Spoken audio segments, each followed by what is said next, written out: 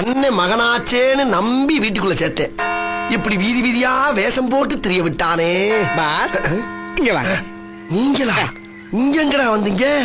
இந்த வேஷம் எதுக்கு போட்டுக்கீங்க? அத கேக்குறீங்களா? டேய், எந்த வேஷம் போட்டாலும் கையும் களவுமா பிடிச்சு கதற கதற அடிக்கிறாங்கடா.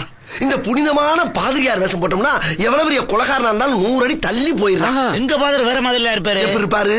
பட்டாப்பட்டி ராயரு, அழுக்கு வெட்டி, வாயில பேடி இப்படி எல்லாம் இருப்பாரு. டேய், அது அப்பாடா, இது ஃபாதர். ஃபாதரும் அப்பாவும் ஒண்ணுதானே? ஐயோ, அவர் பொய் சொல்ற ஃபாதரா, இவர் உண்மை பேசுற ஃபாதர். அப்ப நீங்க போய் பேசுறதுக்கு உண்மை பேசுற புனிதமான ஃபாதர் ட்ரெஸ் ஏன் போட்டுக்கீங்க? சரி அதை விடுங்க. நீங்க ஃபாதர்னா எங்க மதர் யாரு? அவங்கள இப்ப காட்டுங்க. லூசு பையலையும் லுச்சா பையலையும் கூட வச்சது எவ்வளவு பெரிய தப்புன்னு எனக்கு இப்பதான்டா தெரியுது. காட்டுங்க.